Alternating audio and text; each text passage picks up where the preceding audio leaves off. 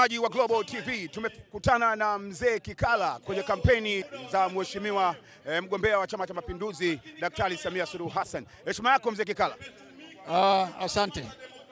Na nimefurahi kukuona hapa, lakini pia nimeendelea kufurahi kwa sababu watu wanakuzungumza kwa uzuri, kwa uwezo mkubwa ambao unauonyesha kwenye tamthilia ya Kombolela.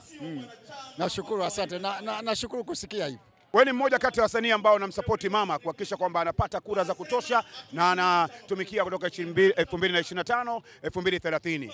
Katika kampeni ambazo umepita, ni kitu gani ambacho umegundua kwenye kutafuta kura za mheshimiwa Samia Suluhu Hassan? Ya, kwa kweli katika maeneo mengi ambayo tumepitia kwamba unakuta kwamba watu wanampenda mama. Watu wanampenda mama kwa sababu mahudhurio ni makubwa, na kwamba yani unaona morali ya watu kwamba kuisubiri tarehe 29 ya mwezi huu ili waweze kutiki ni kubwa.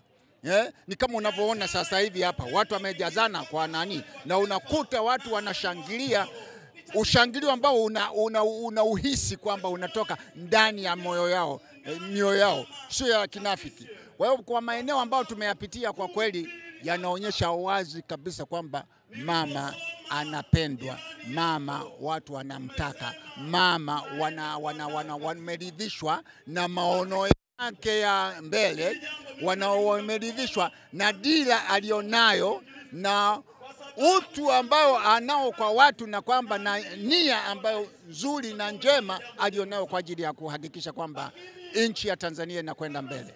Labda kama baba, unawazungumziaje vijana wenye miamko ya kusema kwamba tarehe 29 labda wataandamana na vitu kama hivyo? Wewe kama baba unazungumza na vijana wako, una maneno gani ya kuwazungumza? Ya sasa ile, unajua ile ni kama kufanya fujo sasa, kwenda kufanya fujo. Maana kwa vile kwamba kila kitu kinajulikana kwamba tarehe 29 ni siku ya uchaguzi.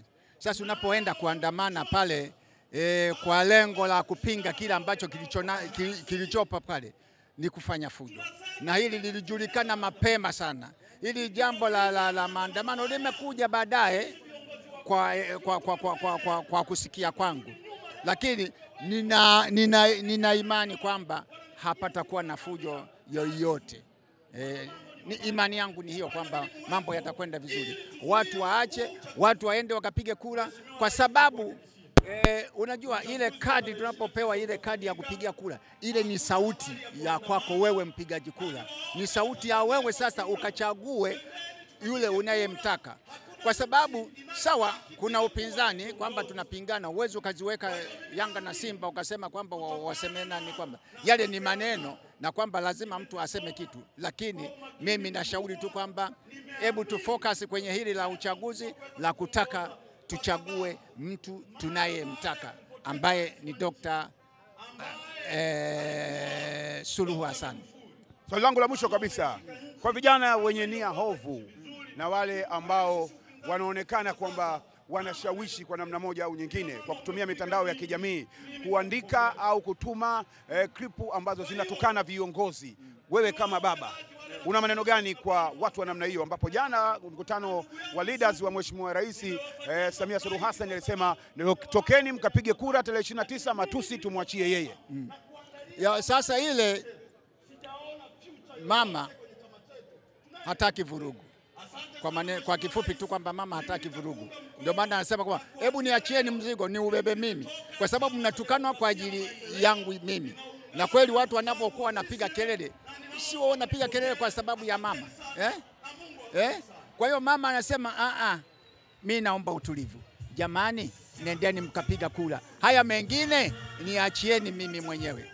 Kwa hiyo sasa mimi niombe tu kwamba wananchi kwamba tuyachukue yale uhusia wa mama, kwamba sisi tujitokeze kwa wingi tukapige kula bila kufikiria haya mambo mengine, kwa sababu unajua mitandao nayo wakati mwingine ina mambo mengi. Kuna kupotosha tu, mtu anaamka asubuhi anakuwa na maneno yake ya kutaka kusemea kitu ambacho yani hakipo kiuhalisia. Kwa sababu mimi sio mtaalamu sana wa mitandao, lakini nimeshagundua kwamba kuna mambo mengi sana mitandao ukiifuata unaweza ukaumia kichwa. Nimeangalia, wewe angalia hata timu za Yanga na Simba wakati wa usajili. leo unaambiwa kwamba Feitoto yuko huku sasa. Yani hii hakika, lakini anayeongea sio yeye Toto, anaongea mtu mwingine. Lakini mwisho wa siku unakuta kwamba yuko Azam pale pale, kila kitu kwa. Wewe unakuta kwamba wakati mwingine mitandao nayo tufike mahali kwamba isitupotoshe sana. Tusiwe watu wa nani. Tutumie akili zetu pia. Aliyosema mstaafu Kikwete kwamba ukisikia hili basi tumia fanyaje? Sasa na wewe tumia akili yako. Sasa niwaombe tu watu watumie akili zao, tufuate mama anaposhauri, kwa sababu vurugu haina nani pale, haina faida kwetu. Kama wewe unaona kwamba basi unasiwache tu. Kwani unaweza ukanilazimisha mimi kumwoa mwanamke ambaye mimi sitaki? Au unanilazimisha kufanya kazi ambayo sitaki? Kila moja ana maono yake. Lakini sasa mitandao nayo tusiiweke sana manani, ina vurugu, inaleta vurugu, taharuki ambazo nani pale. Watu wanazushiwa mtu kafa, lakini kesho unamwona anadunda tu bado mzima. Kwa maendeleo ya sekta ya utalii na huduma za hoteli nchini, Parrot Hotel iliyopo Kaloleni katikati ya jiji la Arusha ni fahari ya Tanzania. Ina bwawa la kisasa la kuogelea na kupumzika kwa watu wa rika zote. Mapokezi yenye ubora hapa.